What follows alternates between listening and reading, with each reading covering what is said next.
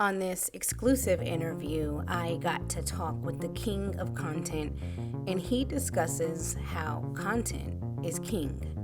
The guy who is the masterful creator of content kind of helps us understand how he found that niche of being a creator. He also talked about a lot of things he hasn't spoken on out loud. We also discussed a lot of other things like how to go viral on social media, getting a tweet from Jordan Peele, all of this and so much more on Finding Your Niche with Neish. All right, so this is exciting for me to be able to sit down with the incomparable, really multi-talented, amazing Eugene Bush. Thank you so much for coming on Finding Your Niche with Neish. Thank you for doing this, Niche with Neish. I'm so proud of you for starting your show. So first of all, thank you. You got so much talent and wisdom and contributions to the world. So I'm glad to see you giving it out and putting it out here. Thank you. Ever since I've known you, so you are my first Eugene. Interesting. Yes. Do you get that a lot or no? I don't, because a lot of Eugenes in movies are always the smart guys. Okay. You're smart. I am. So it works. It's fitting. Have you always liked your name? No, of course not. Absolutely not. Especially in coming up grammar school, right? And all that. Like, not just my first name is Eugene. My last name is Bush. All right. So fill in the blank. I got all the jokes. And I've spoken like this since I started speaking. All right. So ironically enough, I was just cast in the audiobook as a white hippie. Wow. Okay. So there was its downsides growing up. I was always the butt of the jokes, right? Oh, you talk white, your name is white, blah, blah, blah. And then growing up, though, is when I saw, I guess like many things when you grow up, but when I grew up is when I saw the benefits of it. Because then when I went on a job interview and I'm on the phone, yes, right? Yes. And I worked in corporate, they'd be like, oh, we're hiring him right away. Mm-hmm. And then on paper, too. Exactly. On paper. DePaul graduate, computer science degree, right? Eugene Bush. He talks so proper. He walks in and they're like, oh, where's Eugene? We're looking for Eugene. No, that's me. That's me. I'm right here. That's me. I'm here. Wow. Yeah. So now you have learned to love your name.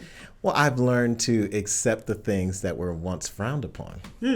Right? Because those things that people looked at bad when you were younger, generally those things that make you unique as an adult. And so here I am, a black man with a very white name, very white sound, right? And not just me saying it's white, that's just kind of the world labeling it, right? Very proper sound. But I'm very unique in that same regard. Mm-hmm. And sticking with the theme of names, you have become a household name. You do a lot of different things. You are director, cinematographer, producer, actor, editor, fill in the blank, anything creative. Just put Eugene Bush right there. Out of all the things you do, you wear all those different hats. Do you happen to have a favorite? Favorite, absolutely. The top is producer. Really? Absolutely. Why?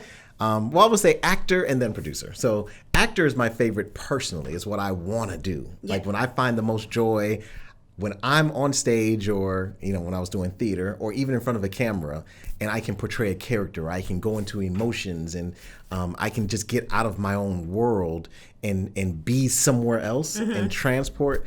That's when I find the most joy. That's when I'm, I forget to eat. I forget that I'm working, right? I could be there forever, right? That's awesome. I absolutely love acting. Dream role. It's a good question. I don't necessarily have like a dream role more than just being on set, right? Like I just love creating, you know what I mean? In front of the camera. I absolutely love creating in front of the camera. Like I've done commercials and that was super fun, right? Playing a father in a commercial. We just did the Mercedes-Benz commercial, right? And I just played, a husband, right? Buying a car. That was super fun. And I've also played an angel in a play and in other roles, and those are fun too. So I don't necessarily have a hard role that I want more than just I love being on set. I love portraying characters. Yeah. Okay. So no hard role, but I would say so. I am not an actor. I do not. No, that's not. I tried to act and it did not turn out. It never turns out well. I keep doing it and it doesn't ever turn out well. So it's very difficult for me. But for you, what happens when you act? I'm not able to, like you said, how you like can be tunnel vision, like I'm in the role, I forget to eat and sleep. No, I'm very much present still with what is happening. I know I'm on set. I know I am acting. Like I'm just not good at doing that. So I want to ask you though, with the acting, it is fun, like you said, you love doing it, and you have a passion for doing it. But where have you learned an area where you still have room for improvement as far as acting is concerned? There's a lot of room for improvement. You know what I mean? Like, I hate how long it takes me to memorize lines. Like, I wish I can just kind of get lines quicker. I think there's always room to be a better actor. But my theory on teaching and kind of like instructions, I tell folks, like, I know enough to be dangerous now. I know enough now to be cast as a serious regular in a show or in a major motion picture. I can always improve, but too many people focus on improving versus using what they have now. Yeah.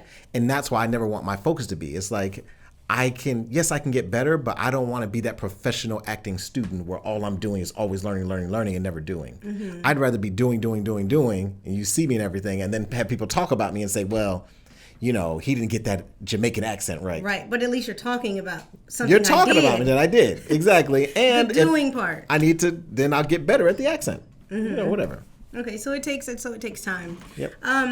And so with you kind of diving into so many different realms in the media and the creative field, can you talk a little bit about what has been maybe one of your biggest setbacks? I feel like one of my biggest setbacks was belief in myself, right? Far too long in my career, it's like I call myself like I was trained. You know what I mean? Like I was, trying to think the word. It's like, you know how you conformed. I was conformed to work for somebody else. Okay. Right? Yeah, conditioned. Yeah. There it is. Yeah. Exactly. Yeah. I was conditioned to work for somebody else. And subconscious, like I didn't know it until I knew it. Right? Like yeah. You go to school and I was always trying to be the best me. Right? And what I thought the best me was. Yeah. And so, when I was growing up, the best me was I was the church kid. So I went to church and volunteered at church and did all that thing, right? Then got to high school and now I had to be in all the groups. So I was in my stage crew and I was on the Straight Talk. I was in French club, Cambodian club, chess everything. club. I was in every club. I was trying to be the best me. Yeah. And then went to college. Yeah. Same thing. I really threw myself into everything there to be the best me. And then out of college, really the only reason I went to college, Neish, is because they told me in order to make more money, you have to go to college. Wow. That's what I was told by my parents, Yeah. my counselors, high school. They said, you have to go to college. Times have changed. So I said, okay, I'm going to college. So then after college, well, what do you do? Well, got to get a job, got to get in corporate. But all of that was always me trying to conform and be conditioned to raise my hand, do what it took for everyone else to be happy, not doing what God put in me to be happy.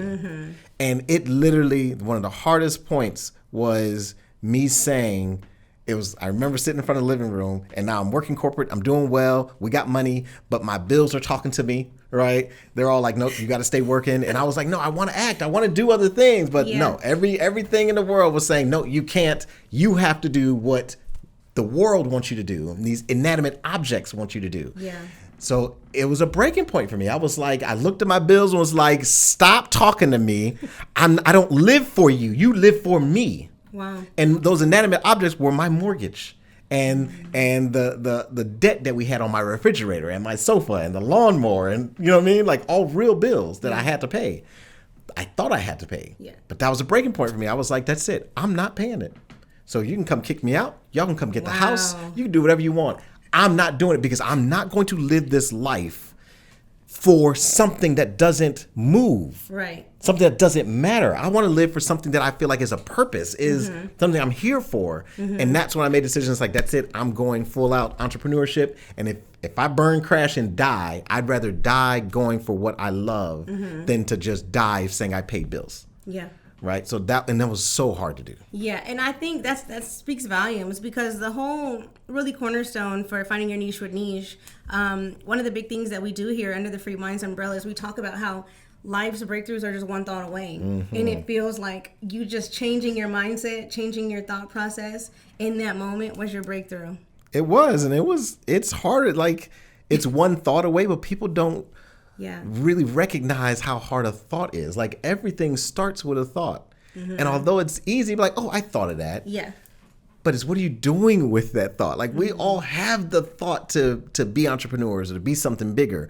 But I had to put that thought in action, right? I had to force the thought to come to fruition. Yes. Right? It wasn't automatic. You know what I mean? So that was huge to say, I know I'm here for something bigger than bills. Yeah. And let's stay on that. Let's stay on that theme for a second, because I think that's powerful. And I think that's really a universal message that you kind of discussed about believing in yourself. Yeah. I know for me, when you go somewhere, I've gone to these different places, and I feel like God has sent these different people that have planted seeds to help me believe in myself. You were one of those people here for me in Atlanta to kind of encourage me and to kind of spur me on to pursue the things that God has called me to do. So I want to ask you, that is who you are for me. Who is the Eugene Bush in your life? Oh, that's a good question. I would say two. So number one is my mentor in high school. His name is Virgil Smith.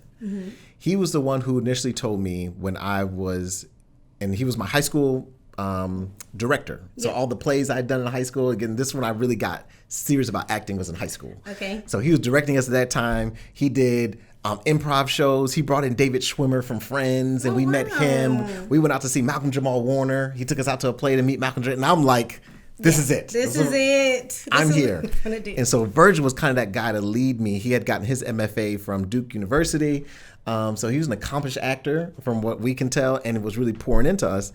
And I auditioned at DePaul because I just knew this is what I'm going to do. And I didn't get into the acting school at DePaul. Okay. So I auditioned, but I made it into the theater school. I didn't get into the acting program. Okay. So I was depressed, right? My life is over. Yeah. I don't know what I'm going to do. And Virgil, this is high school, right? He tells me then, he says, Eugene, don't be depressed. Like, you're smart. Yeah. And the world's going to computers. So why don't you go into college, change your degree to computer science, make your money, and then make your own films. And you can put yourself in your own films. The rest is history. And that's exactly what I did. Fast forward, and you have thousands upon thousands of views on TikTok. You are like, could be literally acclaimed social media master of having to create content. And half of his content, I did my research, half of your content is telling people how to create content. Create more content, right? Because I've seen it work for me. Yeah. Like, that's the crazy part. It's same thing when you accept Jesus. You know what I mean? It's like when you first get saved, you're like, oh my God, there's a savior, somebody who loves you despite you. I gotta tell everybody.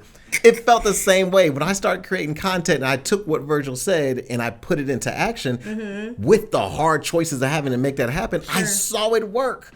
I'm like, yo, you don't have to get a degree. You don't have to go to film school. You don't have to, get all this education in order for someone else to qualify you to do what God already told you can do. That is true.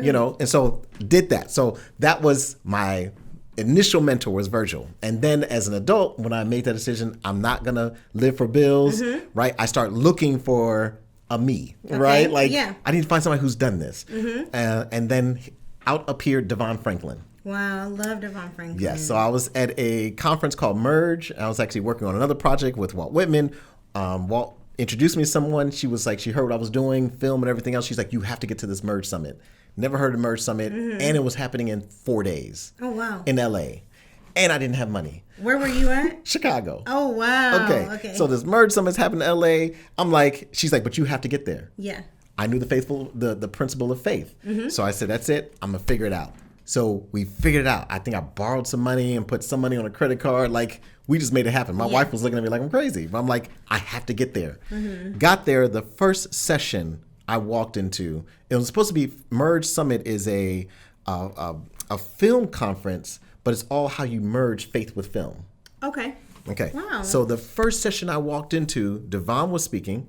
And I'm nervous, right? I'm like, oh my God, this is my chance. And I don't know who I'm going to meet and everything else. And he says, for all those who are nervous, all those who are on the edge, right? You have to know that if God has you here, then you're supposed to be here. Wow. So don't fight to do what you want to do or say the right thing and everything else. You just follow the flow of God. Took all the edge off. And I was like, cool. I'm here. Let's figure it out. And from that point on, I went and followed him. I read his books, everything else. And I've met him a couple times, but he doesn't really know he's my mentor. You know what I mean? So that's why it's hard to be like, because we have connection, right? You could talk, you can call me. I can't really call Devon. But I'm very much connected with him, right? Follow all his stuff, read his books. And when I moved from Chicago to Atlanta, Devon was a catalyst for that. Wow. He was doing an audio book. And he said, if you're serious about entertainment, which I am, he said, sometimes you can't wait on God to move where you are. Not to say he won't, but I was in Chicago, and he says, if you're serious about it, you have to get to where the flow is. So if you're in entertainment, that's New York, L.A., or Atlanta now. Wow. And so I said, that's it. And here we are in Atlanta. To This podcast is powered by the Legacy Center. The Legacy Center is a 30,000 square foot facility that has a ton of resources for the local entrepreneur here in Atlanta.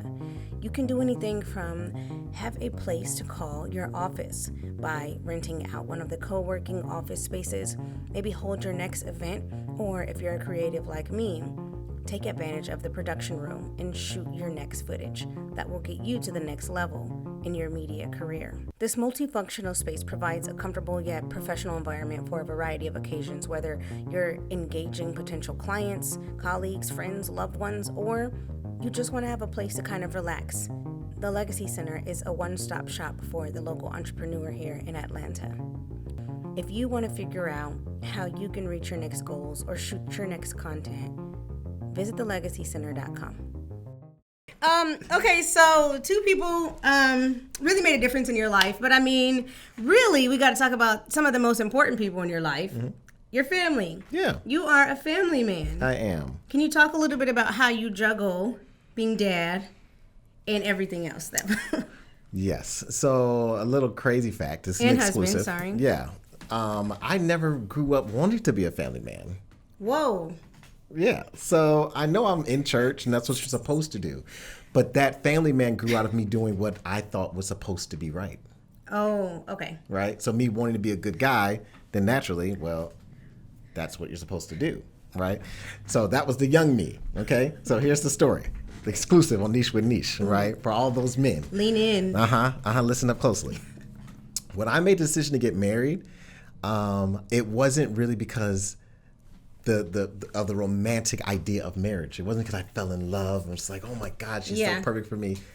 Now, that was when I made the decision for my wife to be my wife. Okay. It was from love. But when I made the decision to be married, it was literally technical. Wow. I was downtown Chicago, just had graduated, right? Got my degree, and I came out of college making $45,000, so I was doing okay. But I had friends that were making $80,000. Wow. Out of college. Yeah. Right? So I'm like, if they can make 80, I can make 80. Like, I'm smart, okay? And I always had that about me. And so I was look around at everybody and figure out, like, my bosses and everyone else. I would literally look around and be like, what makes them so different? Like, how are they doing this? What are they saying? What are they wearing? And so I saw they all had these cool little shoes with little tassels on it, or they wore briefcases, or their suits were all dark with light color shirts. Okay. You know what I mean? So I started buying those things, thinking that's what's going to be. Still wasn't happening for me, right? Still making 45 the next year, right? Well, probably 50 the next year, but I wasn't at that 80. Something's got to be different. What's happening? And then I looked around, and all their fingers, they all had wedding rings. Oh. So I was like, that is so... I need to get married. It's the truth. That's disrespectful. That's all right. So fast forward, you and Miss Maggie Bush. Well, now, okay. So the cleanup is now I knew I had to get married. Now I'm like, well, who would I marry? No, this is the cleanup. I'm gonna tell you the cleanup. The cleanup is. Let me ask you this. Fast forward, you guys have been married 15 years.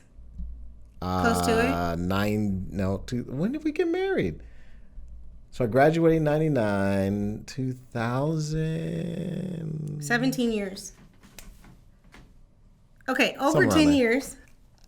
Yes, well over 10. Okay. Who are you without your wife? Oh, nobody. I wouldn't be here. So that's the case in point. Right. This is, I'm telling you, I brought you the journey because that was the young me making decisions what I thought was right. But God had different plans, right? Yeah. I would not be here if I did not have not just a partner, but that partner. That one. Right? Like, she is perfect for me. Yeah. You know what I mean?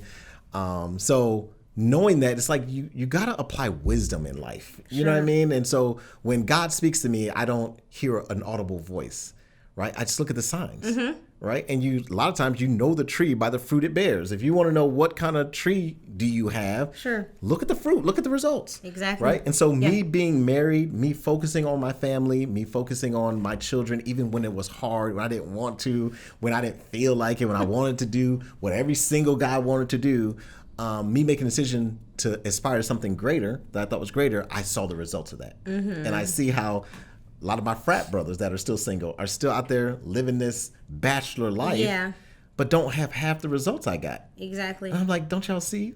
Look at the fruit, right? Like, stop.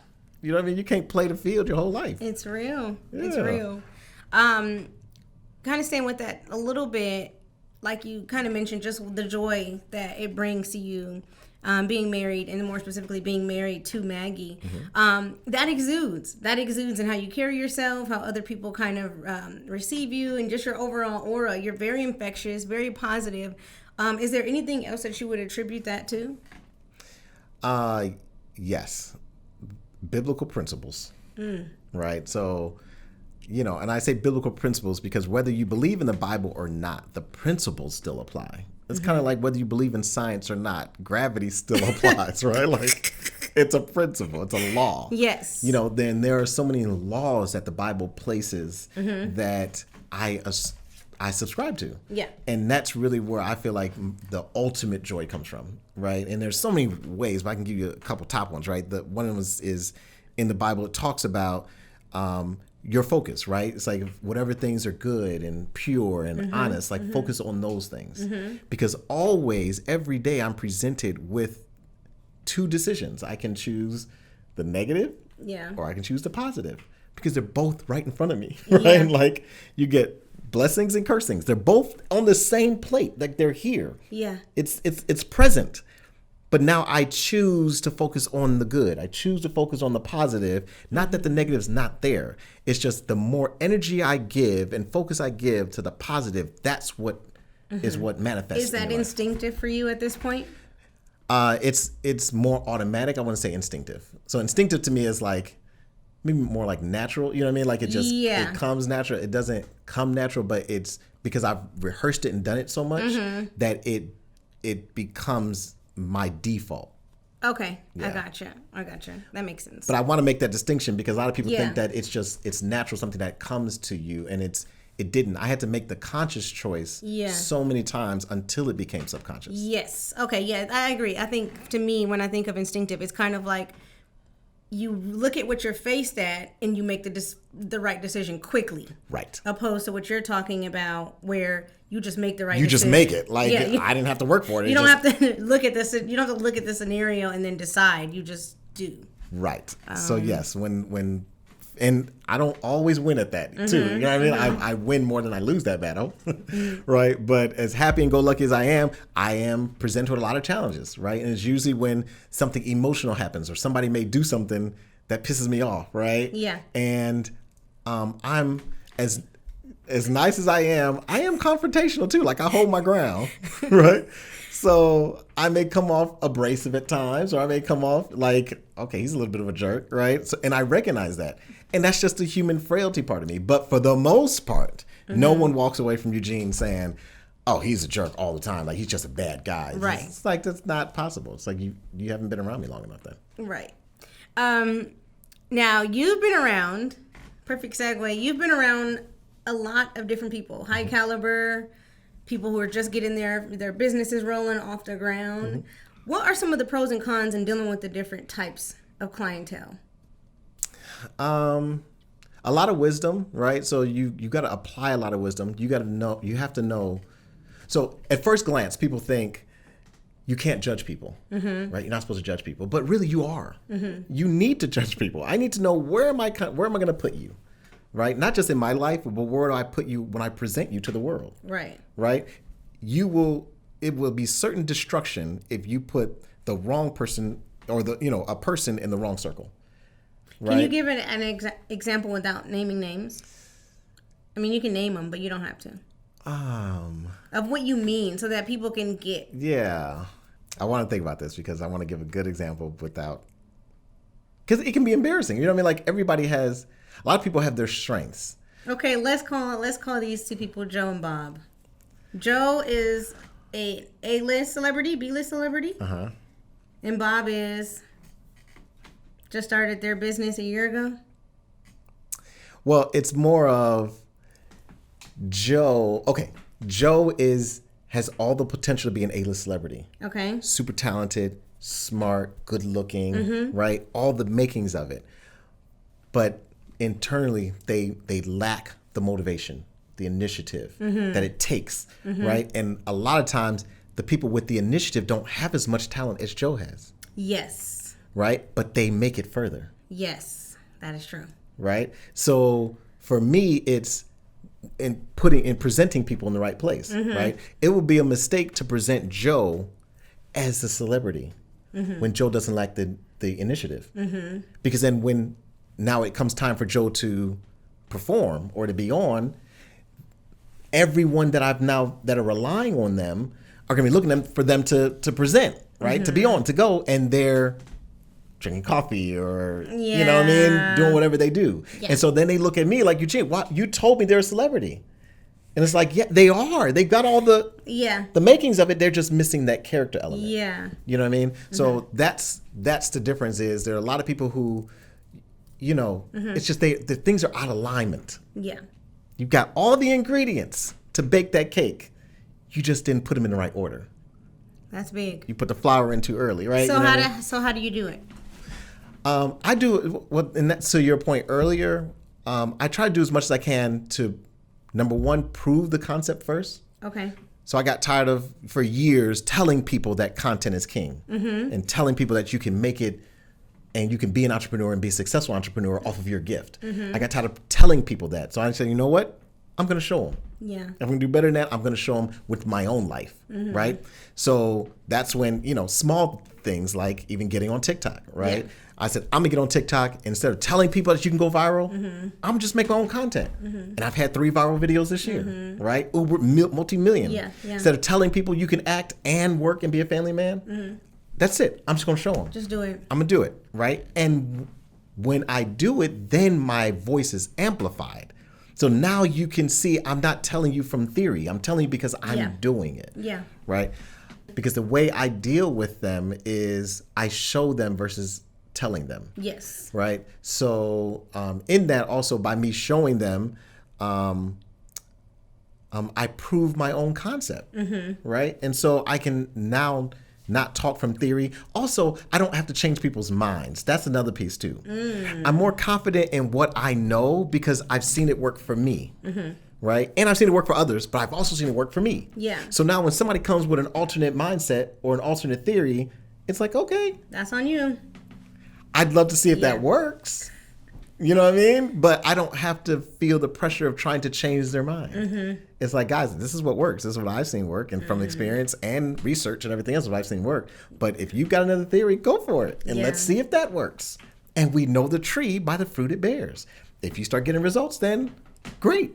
Your tree is an orange tree. Yeah. But if you start getting rotten apples, you know what I mean? Then you don't have a tree. Speaking of the fruit that it bears, you talked a little bit about it, that content is king. I do feel like you are one of the kings of content. This year has been a really incredible year for you on social media throughout all of your content creation. Can you name some specific pieces that have served to be game changers in your creative career? Yes, just this year, right? We've got other ones. Like there's been pivotal game changers along my course of kind of the business. But this year was my son's video that we did with, it was a Spider-Verse kind of recreation. Yes, right? That was awesome. So my son came to me, he was, you know, gaining some traction on TikTok.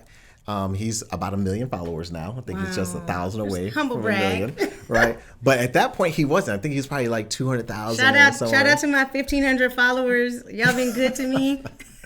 I salute. Thank you. I appreciate It it. ain't gonna stay at 1,500. I know it's not gonna stay there. Content. Right. But he came to me with the idea. Is like, Dad, I want to do a scene from Spider-Verse where the dad is the cop and he drops him off at school. And I was like, okay, cool. I'm game. Let's do it. And so we did it, and it was electric. That night, we saw the views go from 1,000 to like 8,000, 10,000. Like, it was just climbing. Yes. And then we woke up in the morning, and it was at 200,000, 300,000. Wow. We're like, what is happening? And then it just kept climbing. And then the real kind of game changer was when somebody sent me a message and was like, yo, you're on Twitter. Wow. And we're like, oh, on Twitter? We didn't put our stuff on Twitter. It's on TikTok. Well, we look on Twitter. It's at 18 million views on Twitter. Whoa. The director from Spider-Verse tweeted it. Whoa. Tweeted us, right? And was like, y'all keep going. He told us to do the whole movie. We're like, oh, okay. Where's the check? Right. Okay, now you did this different game. Yeah. Okay. But he did it. The main actor from Spider-Verse, tweeted it. Like, it got so much traction. It was so electric. It was so fun. So that was kind of one pivotal moment. It was like, wow. Yeah. This is crazy. And then shortly thereafter, that was on my son's page. So I'm like, I'm going to show him I can do it on my page, right? Yeah, so I'm like, I'm going to do an Us tribute, right? Okay. And my Us tribute was only because it was the family, right? Us, Jordan Peele had done the movie Jordan Peele's Us movie. Yeah. And it was the dad, the mom, and the two kids. Right. Right. And so I'm like, that's our dynamic. We can do that. And so I ordered the red outfits and the costumes, everything else, right? I'm going all out. And it all didn't come in time, right? Like at one time. And every day I feel the pressure of I have to do something for me, right? So that's the other, probably the burden side of content creation is there is anxiety every day of like, what am I telling the world today? What am I doing today? And if I don't do something, I feel like I didn't accomplish anything today, right? So I kept feeling that pressure after the Spider-Verse video. I was like, yo, I gotta do something great. And I only had one outfit. My outfit only came in, right? Wow. So I was like, what I'm gonna do was one outfit. That's it. I'll do an intro of just kind of the series. So I'll put myself in front of the mirror. I'll drop the phone like I'm in regular clothes. I'll drop the phone on the other side. Now I'm the dad of Us. And that'll be my first video. Now it'll just be like a teaser. Yeah, just a little something. Just a little something to let them know that we're about to do scene recreations. Right, okay. Okay. So I put that video out there, put it out there, and then I'm waiting on the other clothes to get in. And on my TikTok, it got up to like 100,000. Yeah. Which is good. I was like, wow, that's kind of cool. Okay, great. But then on Instagram, it was like Memezar. And a bunch of like major channels start posting on Instagram. 13 million, 18 million. And then it made it to Twitter again. Yeah. And then the ultimate piece of Jordan Peele then retweeted it. Jordan Peele. Okay. The Jordan Peele. Like that's right. No, we made an art shadow and act. We made it in shadow and act. Like a high publication. Right. This is my intro. Right? And so I was like, this is amazing. So I know my scene recreations are going to slam. Yeah. They didn't even do that well. Wow. Scene recreations, I probably got like 40,000, 50,000. So in the midst of that, how do you stay, because how do you balance that? That is really exciting. Yeah, how do you balance being excited and being humble? You do it, I don't focus on the results. I focus on what I can do, my contribution. Right? So the results, you let them be what they're going to be. I know the principle. Yeah. The principle is if I do what I'm supposed to do and do what God tells me to do, He handles the results, right? Like, and so that's what I do my part and leave the rest up to the universe, right? It's like you give me, I want the best, you give me the best. I can't tell what's gonna hit. Yeah. I just know if I don't do anything, I don't give God anything to work with. True. Right? So that's what I do. Similar to an audition. A lot of actors go on the audition, they get really excited about the audition, and they're like, oh man, I didn't hear back from the audition. But that's not your part. Exactly. Your part is to go and kill the audition. Exactly. So you do your part, you focus on your part, and you leave the rest up to God. What's for you is for you. Right. And so that's what I do. Is I every day wake up and say, what am I putting out for me, for my business, for my vision? And then I put that out into the world and leave the results up to God. Yeah. Right. I don't focus on that. That's good. You've been putting a lot of stuff out for a while now. You turned 43 this year. Yeah. You've been doing it. You've been creating content, gaining some skin in the game. What would you say to people who are maybe just starting off there that are apprehensive about creating content and trying to find their niche? I was listening to a blog one time and they said, in the old days, we used to rehearse, like, again, coming from a theater background, entertainment, I used to rehearse, and you rehearse in private, right, in little small meetings.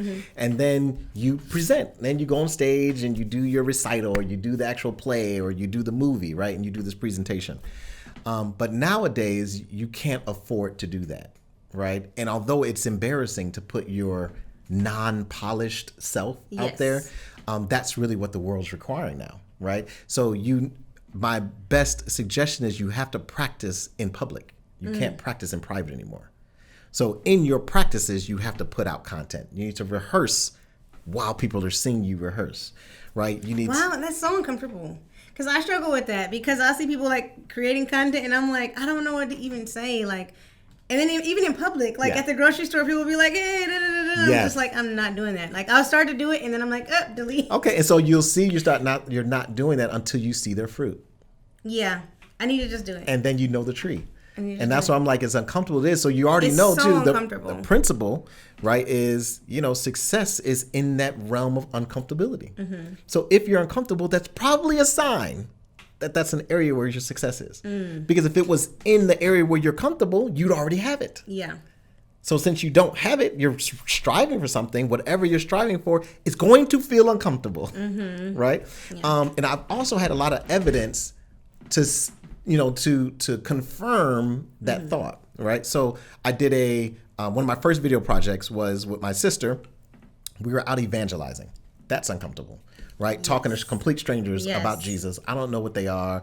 I don't know what they believe. I don't know how mad or angry or hurt they are. Right? Right. So that in of itself was uncomfortable. And my mother was the pastor, and so she would force us to do it.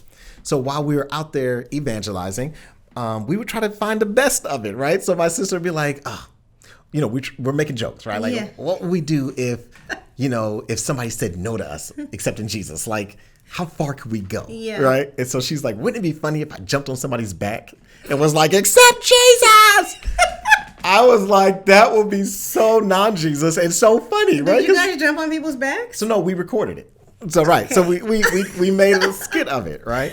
And so this is like one of my first projects. I was like, all right, let's do a skit of it. So we recorded it and did a whole reenactment as if it happened. And then we played it at a church, Living Word Christian Center, at their Gifts and Talents night. Yeah. And the church was like, oh my God, that is so funny. Yeah. We need more. So we went back and did another one where she broke into someone's house. You got the folks that knock on the door. Well, she knocks on the door and they were like, no, we're good. And she breaks in, right? Hilarious, right? So that was a game changer too. It was. So we did a lot of those. Yeah. But here was the bringing it back around, right? When we put it out there, we got it in that church bookstore and in several other Christian bookstores, right? So we started making money from our first project. Now, this is my first project. Wow. So I can look back at it now and be like, the editing is not good. Right. The concept is funny. Like, I can tell you the concept is funny, but the execution wasn't. It wasn't tight. We didn't have we had a 3 CCD camera, right? It wasn't even HD. Yeah. Right? Wow. So it just wasn't that good. Yeah. Right? And so I had a comedian who had gone to film school, right? And he had studied film. He came to me back then and was like, Eugene, I saw your project. And I was like, oh, did you? What'd you think? Was it funny? He was like, no, it's terrible. And I was like, terrible? What do you mean it's terrible? He was like, I would never have put that out there, let alone put my name on it if somebody else put it out there. Right? And he was in one of the skits, right? So that's why he was like, he was embarrassed. He was like, it was just so badly executed. But I'm telling him, look at the good side. I was like, we're new filmmakers. I got it in bookstores. You got more exposure. So he was like, dude, I would have never did that. Like, it's bad. And fast forward, last year he calls me. He says, Eugene, I've been watching your success. I've been watching how everything's going for you. And you need to show me how to practice in public. Wow. He was like, what you've been doing has completely revolutionized my life, because I've been able to see it. And you've gotten more results than I've gotten. And consequently, the gigs that I used to have, people are turning me down because of followers, like other folks who have a following. And you're amassing a following, and you're around people who have a following. Wow. And so I'm seeing that your followers and your audience and your social media presence is now your new currency. Right. Wow. So he was like, teach me what you've been doing. Yeah. The same guy that ridiculed me. Wow. Right? So that just gave me so much more confidence that I know what I'm talking about. Not because somebody taught me this or I heard it, because you can't argue results. You can't argue experience. Yeah. Long story short, create, don't wait. Create, don't wait, because it works. Because it works. And if you're uncomfortable with it, yeah, that's even more evidence it works. Right? Right. I'm going to take one out of Oprah's book. Last question. I'm going to put my own little spin on it, though. In your creative career, what lesson has taken you the longest to learn? It had to be that belief in myself. Like, what I do for others and what I see others do, I can do too if I know what they did to get it, or really do what they did to get it, right? So I would look at Devon, or look at, a Tyler Perry, or look at everyone else and say, oh, it happened for them because it was a silver spoon, or because they grew up different, or because they had more help, or because, like, it would always give an excuse as to why it would happen for someone else and not me. Whereas when I stopped making excuses and said, no, it can happen for me. It can happen for me. I just need to fight through all of my excuses to make it happen. Because all of my excuses are only my own mindset. It's my own doing. All internal. It's how I'm thinking about a situation, right? When somebody says, Oprah, Tyler, everyone else has the same 24 hours. They do. They have the same 24 hours, but they're like, yeah, but they got more money. Then get more money. Yeah. Yeah, but they had better credit. Then get better credit.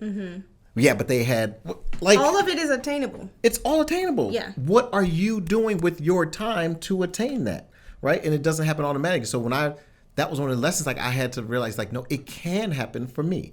And really, I think a big catalyst happened in an argument I had here, right? Somebody basically said, they accused me of riding someone else's wave, right? Like, Eugene, the only reason you've got so much success and you've done thousands of videos online, or you've shot with Heineken, or you've shot with Hennessy, or you've got Tyrese and Halle Berry and Kevin Hart and all these people in front of your camera. The only reason you did that is because other people opened doors for you. It's not because of your own talent. And you say what to that? I said, no. The only person who takes responsibility for opening doors is God. That's the only one who gets the credit. And to prove to you that it's not to say that, because God uses people. Sure. Right? So people still had a hand in it, but it wasn't the clout, the praise, the glory. The glory goes to him.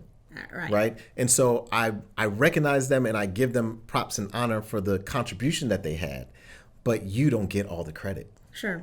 Right? And so but in order for me not to give them the credit, I had to show them it happening for me outside of it happening for all of my clients I was putting on. That's good. Right? That's good. Because again, I can ride off of their wave and say, yo, I did videos for Jay Morrison. I've done videos for Jay Morrison for years. That's what grew his industry. Well, is it, Eugene? Because if everything you're saying is right, then why aren't you doing it for you? Right. That doesn't make sense. It doesn't make sense.